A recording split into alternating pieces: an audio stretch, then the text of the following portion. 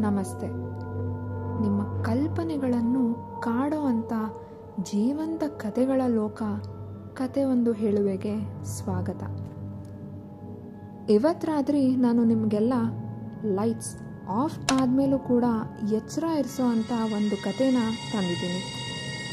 ಒಂದು ಮಂಜಿನ ಚಳಿಗಾಲದ ರಾತ್ರಿಯಲ್ಲಿ ಪ್ರಾರಂಭ ಆಗಿ ನಿರೀಕ್ಷೆನೇ ಮಾಡದೇ ಇರೋವಂಥ ಜಾಗದಲ್ಲಿ ಕೊನೆಯೇ ಆಗದೇ ಇರೋವಂತಹ ಪ್ರಯಾಣದ ಕತೆ ಇದು. ಬನ್ನಿ ಶುರು ಮಾಡುವ. ಚಳಿಗಾಲದ ಮಂಜು ಮುಸುಕಿದ ರಾತ್ರಿಯಲ್ಲಿ ದೂರದ ಹಳ್ಳಿಯಾದ ಗವಿಪುರಕ್ಕೆ ಕೊನೆಯ ಬಸ್ ಅಲ್ಲಿರುವ ಸಿಟಿ ಬಸ್ ಸ್ಟಾಪಿಂದ ಹೊರಡೋ ಹಂತದಲ್ಲಿತ್ತು. ಅದು ಎಷ್ಟೋ ವರ್ಷದ ಹಳೆಯ ಬಸ್ ಆಗಿತ್ತು ಮತ್ತು ಅದಕ್ಕೆ ಕೆಲವೇ ಜನ ಪ್ರಯಾಣಿಕರು ಹತ್ತಿದ್ರು. ಅವತ್ತು ವಾತಾವರಣದಿಂದ ಮಾತ್ರ ಅಲ್ಲದೆ ಆ ಕತ್ತಲಿಂದ ಬರ್ತಿದ್ದಂಥ ಗಾಳಿಯಲ್ಲಿ ವಿಚಿತ್ರವಾದ ಚಳಿ ಆವರಿಸಿತ್ತು.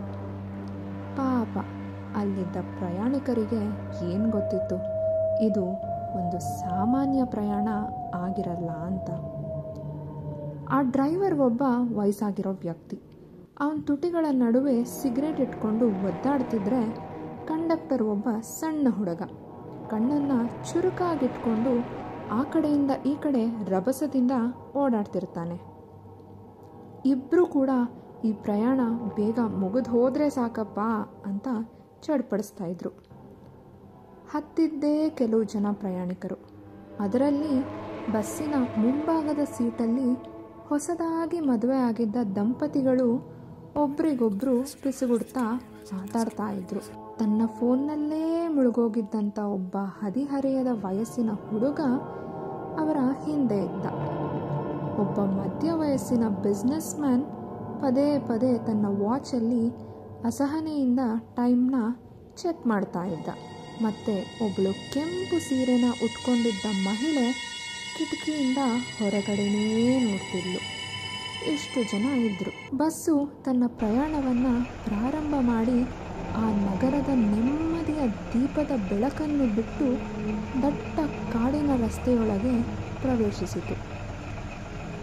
ಎಲ್ಲಿ ನೋಡಿದರೂ ನಿಶಬ್ದ. ಬಸ್ಸಿನ ಇಂಜಿನ್ ಶಬ್ದವನ್ನು ಬಿಟ್ಟು ಬೇರೇನೂ ಕೇಳಿಸುತ್ತಿರಲಿಲ್ಲ. ಹಾಗೆ ಮುಂದೆ ಪ್ರಯಾಣ ಸಾಗಿತು. ಅಲ್ಲಿಂದಾಚೆಗೆ ಗೂಬೆಯ ಅಳುವಿನ ಆಕ್ರಂದನದೊಂದಿಗೆ ಬಸ್ಸಿನಲ್ಲಿದ್ದ ಜನರ ಕಿವಿಯೆಲ್ಲ ಗುಂಗಿತು. ಎದೆ ಬಡಿತ ಜೋರಾಗಿ ಆ ನಿಶಬ್ದದ ಕತ್ತಲಲ್ಲಿ ಆ ಪ್ರಯಾಣಿಕರ ಎದೆ ಬಡಿತ ಜೋರಾಗಿಯೇ ಕೇಳುತ್ತಿತ್ತು.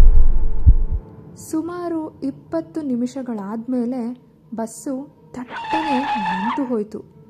ಯಾಕೆ ಅಂತ ಮುಂದೆ ನೋಡಿದ್ರೆ ಆ ಡ್ರೈವರ್ ತನ್ನ ಉಸಿರನ್ನು ಗಟ್ಟಿಯಾಗಿ ಹಿಡಿದುಕೊಂಡು ಬ್ರೇಕನ್ನು ಹಿಡಿದಿದ್ದ.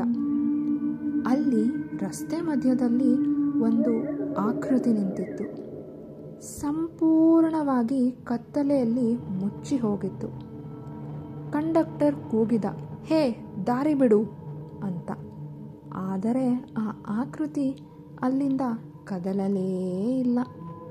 ಇಷ್ಟವಿಲ್ಲದಿದ್ದರೂ ಆ ಡ್ರೈವರ್ ಹಾರ್ನ್ನ ಬಾರಿಸುತ್ತಾನೆ. ಆ ನಿಶಬ್ದ ರಾತ್ರಿಯಲ್ಲಿ ಹಾರ್ನ್ನ ಶಬ್ದ ಪ್ರತಿಧ್ವನಿಸಿತು. ಆ ಆಕೃತಿ ನಿಧಾನವಾಗಿ ತಿರುಗಿತು. ಅದರ ಮುಖ ಭಯಂಕರವಾಗಿತ್ತು. ಆ ಕಡು ಕತ್ತಲೆಗೆ ಅದರ ಕಣ್ಣು ಮಾತ್ರ ಹೊಳಿತಾ ಇತ್ತು. ಬೇರೇನೂ ಕಾಣಿಸಿಲ್ಲ. ಯಾರಾದರೂ ಮಾತಾಡೋ ಮುಂಚೆನೇ ಕತ್ತಲೇನೇ ಅದನ್ನು ನುಂಗಿದಂತೆ ಆಕೃತಿ ಕಣ್ಮರೆಯಾಯಿತು. ಪ್ರಯಾಣಿಕರೆಲ್ಲರೂ ಗಪ್ಚುಪ್ ಅಂತ ಕೂತಿದ್ರು. ಜೀವ ಬಾಯಿಗೆ ಬಂದಾಗಿತ್ತು. ಡ್ರೈವರ್ ಮಾತ್ರ ಒಳಗೆ ಗೊಣಗ್ತಾ ಡ್ರೈವಿಂಗ್ ಮಾಡುತ್ತಲೇ ಇದ್ದ. ಇನ್ನಷ್ಟು ಕಿಲೋಮೀಟರ್ಗಳ ನಂತರ ಬಸ್ಸು ಮತ್ತೆ ನಿಲ್ಲುತ್ತೆ. ಆದರೆ ಈ ಬಾರಿ ಒಬ್ಬ ಪ್ರಯಾಣಿಕನ್ನ ಹತ್ತಿಸಿಕೊಳ್ಳಲು. ಉದ್ದವಾದ ಹರಿದ ಕೋಟ್ನಲ್ಲಿ ಒಬ್ಬ ವ್ಯಕ್ತಿ ಬಸ್ಸನ್ನು ಹತ್ತುತ್ತಾನೆ. ಅವನ ಮುಖ ಸ್ಕಾರ್ಫ್ನಿಂದ ಮುಚ್ಚಿತ್ತು. ಪ್ರಯಾಣ ಶುರು ಆದಾಗಿಂದ ಆ ಕಡೆ ಈ ಕಡೆ ಕದಲ್ದೆ ಮಾತು ಕೂಡ ಆಡದೇ ಇದ್ದಂಥ ಆ ಕೆಂಪು ಸೀರೆ ಉಟ್ಟಿದ್ದ ಮಹಿಳೆ ಪಕ್ಕದಲ್ಲಿ ಅವನು ಹೋಗಿ ಕೂತ್ಕೋತಾನೆ. ಅವನ ಹತ್ರ ಹೋಗಿ ಟಿಕೆಟ್ ಕೇಳೋದಕ್ಕೆ ಕಂಡಕ್ಟರ್ ಕೂಡ ಹಿಂಜರಿತಾ ಇದ್ದ. ಅವನ ಹತ್ರ ಹೋಗ್ತಿದ್ದ ಹಾಗೇ ಕಂಡಕ್ಟರ್ ಕೈಗಳು ತಣ್ಣಗಾಯಿತು. ಅವನು ಮಾತಾಡಿದಾಗ ಅವನ ಧ್ವನಿಯಲ್ಲಿ ಏನೋ ಕರ್ಕಶ ಅನ್ನಿಸ್ತು. ಆದರೂ ಅವನು ಬಾಯಿ ಬಿಟ್ಟು ಕೇಳಿದ್ದು, ಗವಿಪುರಕ್ಕೆ ಒಂದು ಟಿಕೆಟ್ ಕೊಡಿ, ನಾವು ಅದನ್ನು ತಲುಪೋದಾದರೆ ಅಂತ. ಅಂಥ ನಿರ್ಜನವಾದ ಕಾಡಿನ ರಸ್ತೆಯಲ್ಲಿ ಆ ರಾತ್ರಿ ಸಮಯದಲ್ಲಿ ಬಸ್ಸು ಹತ್ತಿದ್ದ ಆ ನಿಗೂಢ ವ್ಯಕ್ತಿ ಯಾರಾಗಿರಬಹುದು? ಆ ಟಿಕೆಟ್ ಕೇಳುವಾಗ ನಾವು ಅದನ್ನು ತಲುಪೋದಾದರೆ ಅಂತ ಅವನು ಯಾಕೆ ಹೇಳ್ದ? ಹಾಗಿದ್ರೆ ಬಸ್ಸು ತನ್ನ ಪ್ರಯಾಣನ ಮುಂದುವರಿಸಲಿಲ್ವಾ?